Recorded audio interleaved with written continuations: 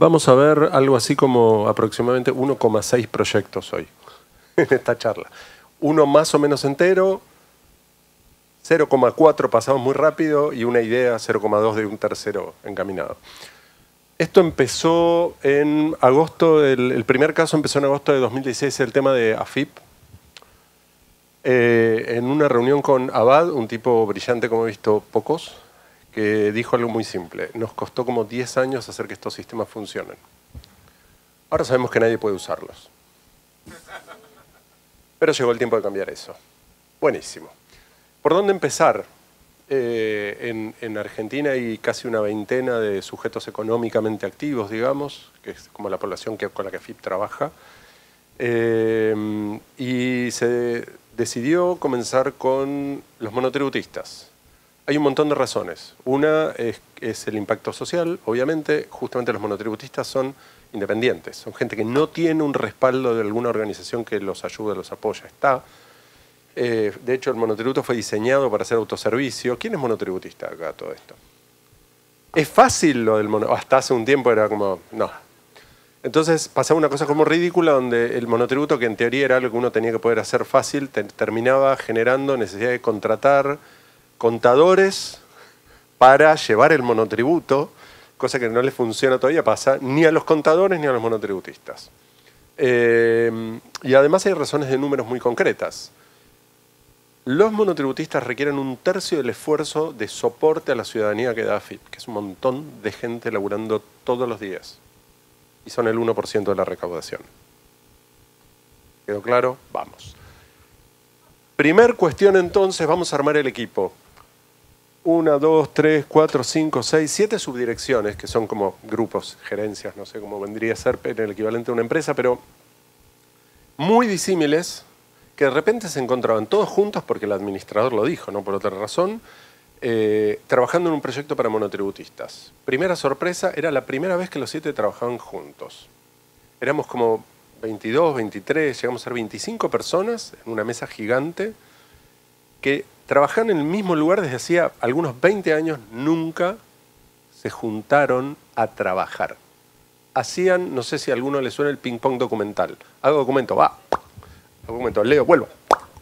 Y es como en el ping-pong o en el tenis donde gana el que le pega tan fuerte que el otro se le va el documento y no lo puede devolver. No porque los requerimientos no están claros, dámelos de nuevo, no porque vos me pones limitaciones, esto hay que hacerlo así, digamos. Bueno, ese juego termina con que todos pierden, siempre. Entonces todos juntos empezamos a imaginar un sistema como nos gustaría que fuera. Y a balancear entre eso y lo posible. Donde tenemos poco tiempo, así que para hacer una primera pasada, simplemente esto que ven acá, así no importa el detalle, es un pedacito chiquitito de todo el modelo de proceso nuevo que planteamos, que empezaba en la web, que después pasa a agencias, que después vuelve a la web. La AFIP con sistemas soporta todo eso desde un montón de lugares. No importa. El tema es que fueron 7 reuniones de 2 horas con más o menos 23 personas cada una. Jamás en mi vida tuve que invertir esa cantidad de esfuerzo para modelar un sistema. Pero en realidad no solo el sistema era complejo, sino que fue necesario empezar a crear una visión común de todo ese equipo. Porque la gente, imaginen, la gente de seguridad está preocupada por la seguridad. Los de la rendición porque sea correcta, los de agencia porque la atención sea posible, es más, si puede no haber atención, mejor, digamos. Digamos, la gente de agencias nunca alcanza a cubrir a todos los que vienen. El tema es que finalmente llegamos a algo. Y lo que hicimos fue, esto ya está trabajado contado en todos los proyectos y ustedes deben saberlo de antes, es crear un prototipo a continuación, en papel. Hay herramientas de prototipado digital, por supuesto que las hay, pero el papel tiene algunas cosas interesantes. Es muy participativo. Todos dibujamos.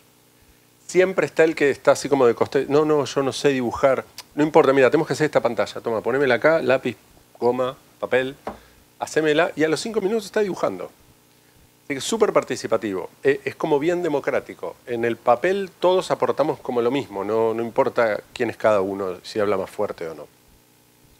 Y el resultado, digamos, fue un primer prototipo en baja fidelidad.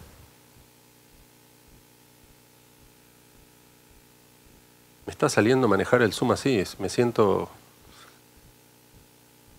¡Wow! Impresionante.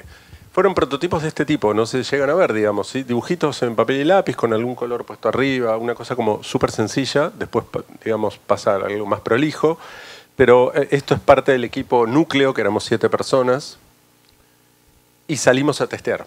Entonces nos vamos a la Agencia 43, que es en Capital, pero en 11, y nos aliamos secretamente, así conspirativamente, con la gente de la mesa de informaciones de entrada, y dice, cuando viene alguien que va a sacar el monotributo, mándalo.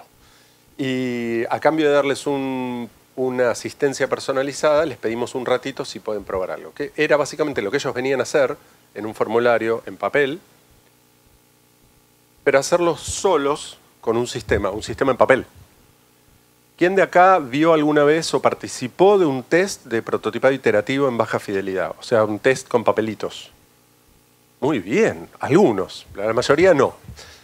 Muy recomendable. No hay nada tan barato y tan fácil, ya lo habían comentado creo vos hoy, hay que fallar porque todos fallamos, nada sale perfecto de una, pero es mucho más barato y más piola fallar rápido con un dibujito en papel que después de 6 meses con 20 desarrolladores habiendo, digamos, la resistencia al cambio en el segundo caso es algo mayor.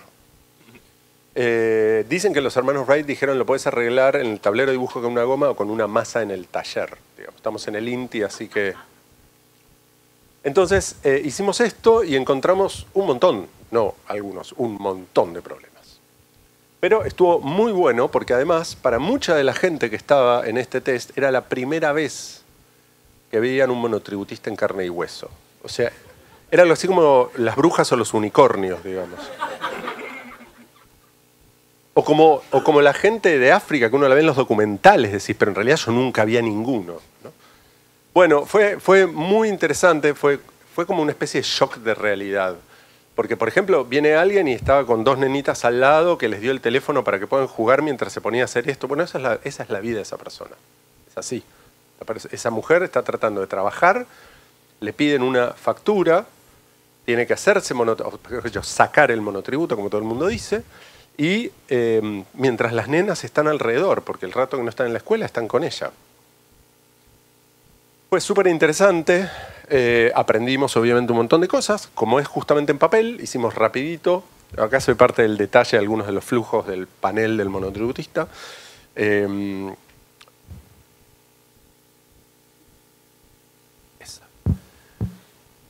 Y avanzamos e hicimos un prototipo en media fidelidad, ya un poco más prolijo, un poco más ordenadito, porque sabíamos que había ciertas cosas básicas que estaban muy bien, y vamos a testear de nuevo con otro grupo de usuarios, afinamos, ordenamos un poco más, pulimos algunas cuestiones de término más sutiles.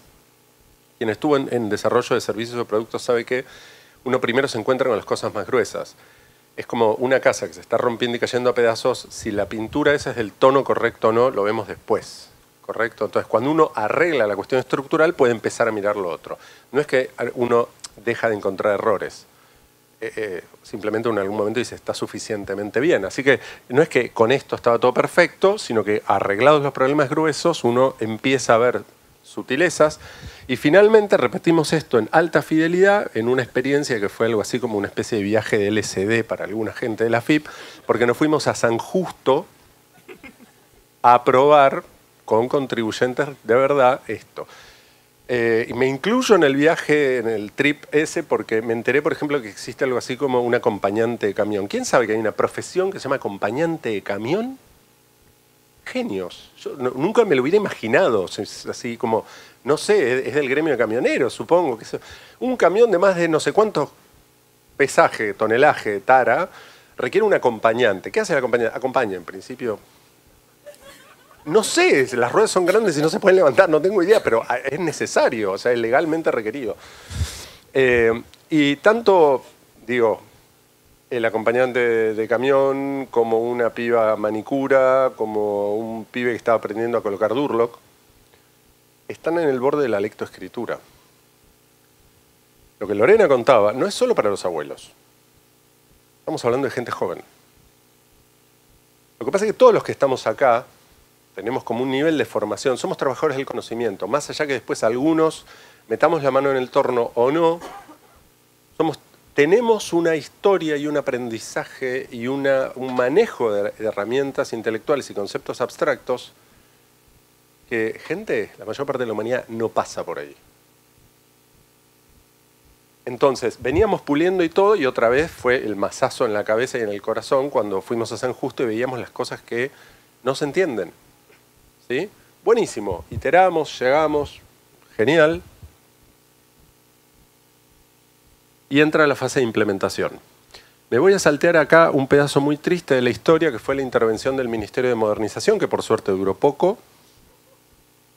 Digo, el ministerio, no la intervención. La intervención nos atrasó 6 meses el desarrollo, digamos. Pero bueno, esto es un test de homologación final, porque como no había manera de explicarles que el diseño que estaba hecho y yendo a implementar, cuando ellos llegaron y empezaron a redibujarlo, y uno creería hicieron más pruebas de usuarios que nosotros.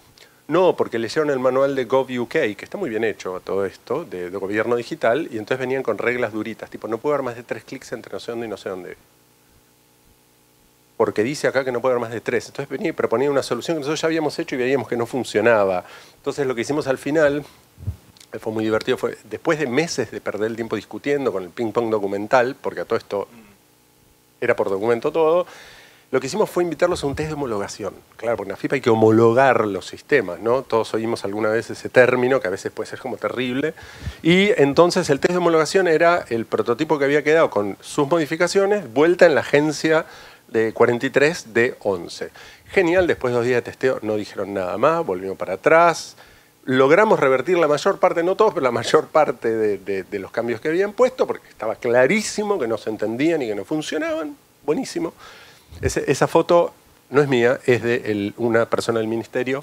Es genial, es un tuit donde se ven como 11 personas trabajando con un usuario y el tuit dice algo así como: desde el Ministerio de Modernización probando con usuarios.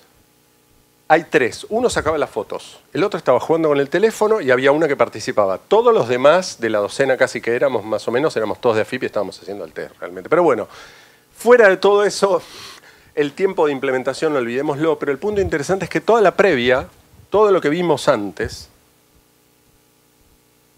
o sea, desde el día que Abad dijo, es hora de empezar a cambiar esto, y ese día se decidió empezar por monotributistas, hasta que se definió el sistema con un modelo. El tema de modelado es algo que tiene muchos años y sin embargo todavía no se aplica, y es una pena porque se resuelven muchas cosas más fácil con la goma de borrar en el tablero. Se diseñó, se prototipó, se testeó, se fue levantando, hasta que se entregó preparado para implementación, y con esto no digo que es en cascada, que fuimos a la gente de implementación y le dijimos, toma, esto es lo que vos tenés que hacer. Ellos participaron acá desde el principio. Es muy importante, porque si no después vos me das esto y otra vez vamos con el ping-pong, pero va con el prototipo en vez de un documento. No funciona. Desde acá hasta ahí, el proyecto fue planteado como de 6 meses, para no matar al equipo con la carga. Por supuesto, al día siguiente, creo que si no fue en 24 horas, fueron 48 horas después que empezamos, che, hay un cambio de agenda, ¿puede ser hecho en la mitad del tiempo? Este tipo de cosas pasan. Supongo que no solo en Argentina, pero yo conozco que son de Argentina, así que efectivamente pasaron 2 meses y medio. En 2 meses y medio, un equipo extendido de 20 largas, 5 o 6 personas, y con un núcleo de 7 personas, que no es que se dedicaron a esto exclusivamente, pero el núcleo íntimo mayormente sí, pasó de nada, del no se puede, ¿por qué? Porque hace 30 años que estamos haciendo esto y no se puede, porque así era la actitud al principio, a imaginar algo, prototiparlo, testearlo 3 o 4 veces y llegar a un prototipo refinado, documentado, entregado, preparado para implementar. Después siguió, se desarrolló y se llevó a producción. Algunos de los resultados son la recategorización, pasó de 15 a 55%. Es absolutamente histórico, esto no existió nunca, jamás antes. Quedó mucho por implementar, porque nosotros prototipamos más de lo que se iba a hacer en la primera etapa. Eso quiere decir que este trabajo rindió, estos 2 meses y medio rindieron mucho más tiempo de seguir avanzando cosas. ¿Sí? La implementación esta fue de un pedacito nada más, pero lo bueno es que ya está como hay un sistema que es coherente, no es un Frankenstein, no es una quimera de pedazos, es un sistema sólido. ¿Ok? Funcionó tan bien que cuando terminamos con todo esto, otro grupo que estaba con la parte de personal doméstico copió exactamente el mismo diseño y lo implementó para personal doméstico. Y anda bien. Así que no estaba mal el planteo de fondo, más allá que no sea para todo el mundo, funcionó muy bien. O sea, en resultados concretos estuvo bueno. ¿Sí? Algunas reflexiones rápidas de todo esto.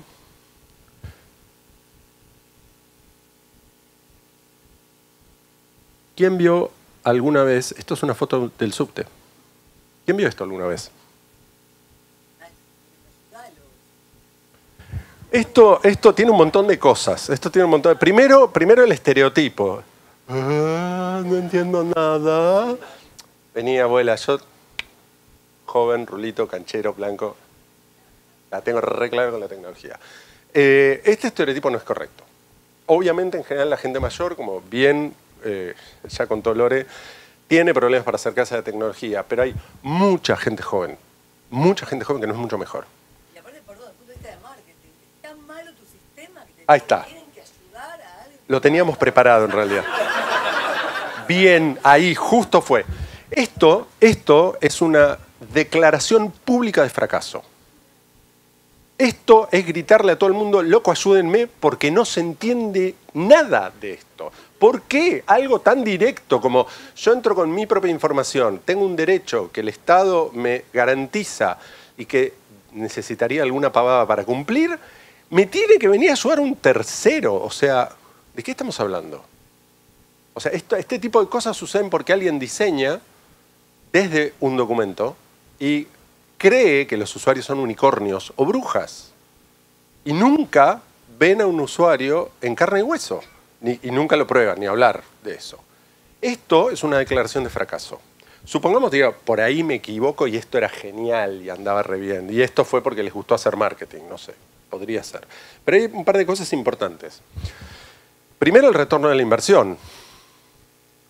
¿Cuánto cuesta? Digo, no quiero hacer como la comparación con cómo funcionó lo de arriba. Digo, estamos hablando de 3,5 millones de monotributistas.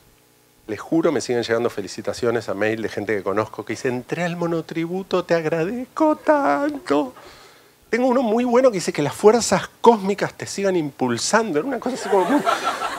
Les juro, pero era porque era un agradecimiento. Dicen, entré con miedo, me enteré que tenía una deuda, hice clic, la pagué, estoy al día, no lo puedo creer. Sin hacer la comparación uno y otro, simplemente pensemos. Hubo una inversión de un equipo trabajando un rato intenso, no importa. ¿Cuál es el impacto social en habilitar, ahora vamos a hablar un poco más, a los ciudadanos a que hagan estas cosas? ¿Cuál es el impacto de que un monotributista no tenga que pagarle 1.500 mangos a un contador, que además se muere porque se embola, es complicado? Le debería cobrar más, pero si le cobra más al monotributista no le cierra, digamos. Todos pierden. ¿Cuál es el impacto social? ¿Cuál es el costo de esta campaña? Esta campaña nada más debe haber salido mucho más de lo que salió el esfuerzo en diseñar bien. Y olvidémonos del hecho de que el sistema se implementó en un tiempo récord, que también es una ganancia de venir a haber hecho esto bien. ¿Por qué? Bien porque la gente que hizo la implementación estaba en el equipo de diseño. No hubo un handoff, como se trabaja en tecnología, en cascada a veces, donde yo diseño y te mando el papelito y vos solo implementás. Solo implementás el 98% del tiempo a veces. ¿Ok? Y no es lo mismo que me den algo, que me bajen algo que tengo que hacer, que haber sido parte y entender cómo funciona. Se elimina el ping-pong documental, básicamente porque uno tiene prototipos dibujados que fueron iterados y chequeados y verificados y hechos, que del lado de atrás tiene algunas anotaciones, que algunas las hizo el tipo de plataforma, otras las hizo la persona de seguridad, otras lo hizo el tipo de agencia de atención al contribuyente, otro lo hizo el especialista de cómo es el algoritmo para chequear que acá no sé qué pasa con el impuesto. Esa es toda la documentación. Ellos participaron de esto desde el nacimiento, saben perfectamente bien cómo funciona. De hecho, tradicionalmente, la gente que va a trabajar en el desarrollo del sistema se la usa como computadora del papel. O sea, estamos en una mesa, hay un usuario sentado acá, hay un montón de observadores, hay un facilitador y hay alguien acá con todos los papelitos que hace de computadora. Entonces cuando el usuario dice, hago clic acá, me sacan esta hoja y me ponen otra. Eso es el que hace de computadora. Entonces esa persona entiende perfectamente bien cómo va a andar el sistema. No hay que redactar tomos de prosa para explicar eso. ¿Cuál es el costo de atención al ciudadano de esto? Solo eso. ¿Cuánta gente está repitiéndole todo el día a esta pobre abuelita qué es lo que tiene que hacer? Porque ella, como no entiende, ¿qué hace? Va a ir a la agencia, obviamente. Entonces la gente de ANSES le tiene que decir, no, mire, ¿sabe qué? Acá ni lo podemos hacer, lo tiene que hacer usted en su casa. Y ella, claro, dice, pero yo no entiendo nada. Dice, ¿no tiene un nietito, algo así, que le ayude? Y algunas no, por 1000 razones, algunas no tienen un nietito que le ayude. Entonces, ¿qué hacen? Le explican en la agencia lo que tiene que hacer cuando llegue a su casa. En el mejor de los casos tienen computadoras ahí y se lo terminan haciendo. Pero toda la situación, se dan cuenta que toda la situación es como muy ridícula, digamos. ¿Y cuáles son? Bueno, ni hablar, todos los costos internos. O sea, el retorno de la inversión, de invertir en un buen diseño, incorporando a los usuarios desde el principio, es fantástico. Es fantástico. Digamos, este es un ejemplo quizás extremo, si quieren, pero relevante completamente. Y finalmente de este pedazo, pues ya cerramos este proyecto dentro de poco, la fórmula de Nielsen. Nielsen es un señor que está en esto hace mucho. Estas son siglas en inglés, se lo conoce así en todo el mundo por User Experience, o sea, la experiencia del usuario. UX menos UX, o sea, no lo hagas. O sea, experiencia del usuario sin usuarios no existe. Digo, hay muchos que dicen, hago UX. ¿Cuántas pruebas hiciste? Una vez invitamos a unos amigos a que lo miren. No, eso no es una prueba. Un test de usabilidad tiene un protocolo, es una técnica correcta, concreta, medible. La usabilidad no es algo sobre lo que se opine. O sea, podemos opinar acerca de Foucault, el marxismo, el capitalismo, discutir todo lo que quieran. La usabilidad se mide. Es como la temperatura, no discutimos acerca de la temperatura. Podemos discutir si a mí me gusta el clima más cálido o más fresco. Pero cuando hablamos de temperatura, sacamos un termómetro, y de hecho lo sacamos porque la estamos midiendo afuera. La temperatura que es otra, es lo mismo con la usabilidad. Testear con amigos no es un testeo con usuarios. Probablemente mis amigos son muy parecidos a mí. ¿Estamos? Entonces, imagínense, diseñador normal, Mac, monitor de 45 pulgadas, ultra alta resolución, retina impresionante, y diseña para eso, además tiene 20 y pico años, visión 25-20, no 20-20, 25-20, tipografía gris clarito sobre blanco, 8 puntos, y diseña, sí, lo vieron, lo sufrieron, ¿ok? Y del otro lado tenés a los abuelos tech. Y ni hablar de los abuelos tech, digo, acabo de cumplir 50 años y ya me cuesta, o sea, el gesto con el teléfono, díganme, no levanten la mano, pero solo sonrían levemente. ¿Quién se siente identificado con este gesto? Toma una risa como prueba. Ok. ¿Estamos de acuerdo? ¿Se entiende? Entonces este amigo testeando con sus amigos, que probablemente son diseñadores, vienen del palo, tienen máquinas parecidas, no es un testeo de usabilidad. Me quedo, digamos, resuelvo esta cuestión y pasamos a lo que sigue con esto. La usabilidad no es una cuestión de opiniones, ni de teoría del diseño. Es una cuestión muy pragmática, se mide. ¿Estamos de acuerdo? Después los criterios para medir son otra cosa. Entonces, finalmente, de a poquito me voy haciendo esto del control y el mouse. Cerrando este caso, dijimos un caso, 4, 2, o si quieren 5 y 1. Este es un tema que me parece importante vinculado al caso AFIP particularmente. ¿Sí? El Estado y los ciudadanos tenemos una relación a veces conflictiva, es verdad, pero en el fondo, en teoría al menos es bastante clara. Los ciudadanos tenemos derechos, el Estado es el encargado de velar por esos derechos. Los ciudadanos tenemos obligaciones y el Estado es el encargado de velar que se cumplan esas obligaciones. O sea, ambos dos, Estado y ciudadanos, tenemos derechos y obligaciones. Sucede que a medida que todos estos sistemas de los cuales estamos hablando informáticos, después hablamos de otros proyectos menos informáticos y más tangibles, avanzan en nuestra vida, digamos, todos tenemos hoy en día un dispositivo de seguimiento personal en nuestro bolsillo, más interacción entre el Estado y los ciudadanos pasa a través de estos sistemas. se transforman en mediadores. En algún caso, y podemos discutir si es correcto o no, únicos mediadores para llevar adelante esta interacción que tenemos. En el caso del Estado, digamos, en el caso de una empresa puede decir, esto a mí me importa 3 pepinos y perderá plata. O fundirá, no sé, pero una empresa es un emprendimiento privado. El Estado, en cambio, tiene obligaciones que no puede dejar de cumplir. Si estos sistemas son los mediadores para cumplir derechos y obligaciones mutuas, y estos sistemas no son usables, se nos impide cumplir con nuestras obligaciones y se nos impide ejercer nuestros derechos. No es opcional para el Estado este enfoque. El caso de ANSES lo demuestra y no es el único. En cuanto entonces a caso AFIP, hasta acá llegamos y si puedo... Ok, ahí está. A ver, este es otro proyecto. Esto tiene que ver más con sustentabilidad y va porque es interesante porque... ¿cuánto tiempo me queda? 5 minutos, perfecto. Le prometí que me iba a pasar solo 10, así que tengo como 15. No, mentira. Este proyecto es más físico y es interesante y ahora redondea con el que sigue y unas reflexiones generales. Esta situación es la actual. Tenemos un montón de agua contaminada, efluentes cloacales humanos, me refiero, gente en el campo que no tiene laburo y maíz que se usa para combustible. Es una situación compleja, hoy nos vamos a meter, en el mundo se la conoce como food versus fuel o comida versus combustible, donde tengo maíz, puedo hacer comida o puedo hacer etanol que va al tanque de una SUV que se baja un tanque de etanol así, para ir a la escuela y volver. El Mama Grande, que es una empresa biotecnológica social, planteó un proyecto que como proyecto digamos se llevó a cabo, que funciona económicamente es otra discusión claramente, donde hoy en día esta situación viene de romper un ciclo natural. Parece una obviedad, pero a veces nos lo olvidamos los que vivimos en las ciudades, ¿no? Pero toda la vida en la Tierra se sostiene a partir de un ciclo de materia y un flujo de energía bastante simple en el fondo si uno quiere, es el sol nos irradia con energía. Las plantas son las únicas que hacen comida en todo este planeta.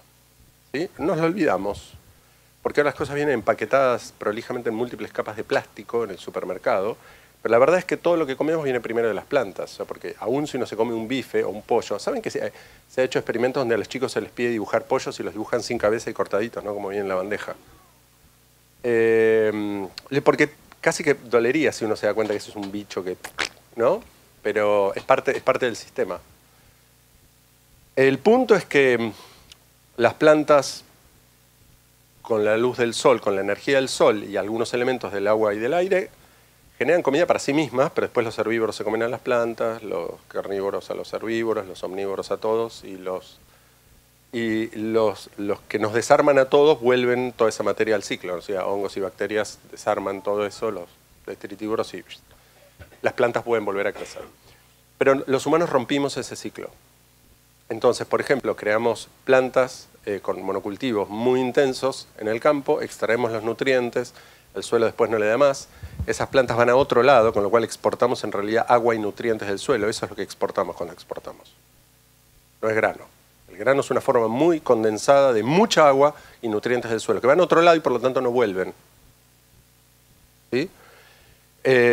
Somos tan genios, desarrollamos tecnología en una época donde parecía que la Tierra era realmente como infinita, que desperdiciamos recursos de una manera absolutamente brutal. El auto es un buen ejemplo, pero la manera, por ejemplo, en que eliminamos nuestras heces también, porque por 50 centímetros cúbicos de pis los empujamos por un caño usando 6, 8, 10 litros de agua potable. O sea, díganme quién de ustedes diseñaría un sistema así. ¿Ok? Bueno, el punto es que este proyecto que anduvo y está, y la información ya es libre, y era libre desde el principio, lo que plantea es, agarramos las lagunas de efluentes cloacales, las sembramos de unas plantas que son las que tienen crecimiento más rápido de este planeta, que son las lentejas de agua, todas las hemos visto, pero nunca las miramos porque están como omnipresentes. Resulta que estas plantas, sobre todo crecidas con unas bacterias que laburan muy bien en conjunto, lo que hacen, lo primero es limpiar el agua. Así que el agua se limpia mejor y más rápido, pero además funcionan, fijan carbono, etcétera, y funcionan, tienen un montón de usos. Uno es, por supuesto, además liberar el tema del maíz, porque entonces si el alcohol quisiera hacerlo con esto, no tengo que usar maíz, o sea, el maíz puede quedar para comida. Y no compite con la comida, porque se hace sobre lagunas de efluentes cloacales, ¿sí? Y esto sirve para hacer alimento animal, usado directamente, fertilizante también, o el monómero de plástico renovable y biodegradable, ¿sí? Falta todavía desarrollo para un montón de etapas, así que pero básicamente el proceso fue probado, fue testeado en gran escala. La idea existía, pero no había sido hecha en gran escala. Llegamos a usar lagunas de 30 hectáreas en el norte y efectivamente la cosa funciona y funciona bien. Este proyecto, y uno que voy a contar ahora que recién empieza, que tiene que ver con agrobots, para el cual, como recién empieza literalmente, es que acabamos de hacer visita a campo ahora, así que interesados en agrorobótica, después charlemos. Tienen en común, con el de AFIP también, una serie de miradas que le son transversales a todos esos. A mí me pasó, debo tener un minuto, ¿no? Y si no, griten, más. A mí me pegó fuerte, creo que no sé si era el 2005 o el 2006, en un momento, sobre un trabajo muy bueno de un investigador, ingeniero agrónomo, que era un manual, Tecnologías apropiadas para pequeños productores agropecuarios, que era el relevamiento de un montón de tecnologías. Cáceres, Daniel Cáceres, un tipo súper piola, era un montón de tecnologías muy piolas quiere decir muy baratas, livianas, realmente muy asequibles, pero muy apropiables por la gente, que hacían cosas geniales en el campo, ¿sí? Nos pasó de, bueno, reordenar un poco eso, disponibilizar la información, levantar partes que eran muy valiosas que no estaban puestas en el original así, un montón de cosas, y después salió la idea de hacer un documental. Ese documental a mí me partió la cabeza, porque salimos con un pequeño equipo de filmación por el NEA, el NOA y el sur del país, a relevar algunas de estas técnicas. Pero no por la técnica, las técnicas estaban en el manual. Lo que queríamos levantar era el proceso por el cual se llegó. ¿Vieron cuando uno ve una solución que la mira y dice, pero qué bueno? ¿Viste? Vos tirabas ahí algunas, que son como a nivel individual quizás algunas, pero esto era, ¿cómo fue que a alguien se le puede haber ocurrido toda esta vuelta? Y lo que encontramos fue que a nadie se le ocurrió toda esta vuelta. Lo que salió de todos los casos, invariablemente, era que hubo un trabajo conjunto del productor, el pequeño productor agropecuario, una manera de decir campesino pobre, pero un poquito más formal, el técnico y algún académico. Por lo menos estos tres actores. Todas las técnicas habían surgido y todos te decían, nos llevó tiempo empezar a entendernos, pero cuando nos empezamos a entender, la cosa empezó a caminar. Y si se fijan, en todos estos proyectos y muchos más, yo les hablaría más detalle, pero ella no me deja, ¿eh?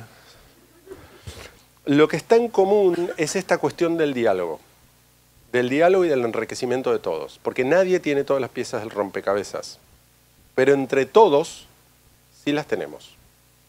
Y el prototipo, el involucramiento de todos incluye no solo a los profesionales del equipo, sino a los usuarios, obviamente. Todos estuvieron contando la importancia de tener al usuario en el equipo, más allá de si formalmente está adentro o no. El punto es que si el usuario no está, nos encontramos con cosas muy locas. Una vez, un químico me contaba de un filtro que hicieron para el norte por el arsénico que hay en el agua. Todo el acuífero guaraní tiene arsénico naturalmente, no es una cuestión de contaminación humana. Y hizo un filtro que estaba espectacular y cuando lo llevaron nadie lo usaba. ¿Por qué nadie lo usaba? Porque nadie entendía cómo usarlo. Un oficial de FAO, hace muchos años, haciendo un trabajo en FAO, me contó el caso de Afganistán, que no está muy publicado porque a la FAO le da mucha vergüenza, pero básicamente se fueron a Afganistán para tratar de alivianarle la vida a las mujeres que caminaban todos los días varios kilómetros para llevar y traer agua de un río. Varios kilómetros, cargando el agua arriba en la cabeza.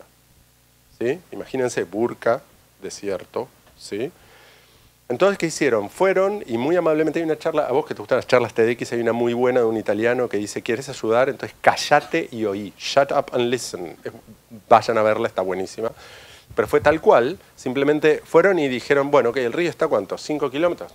Armamos bombas, tuberías se abre, llega a la casa, abrí canilla, grifo, somos unos genios.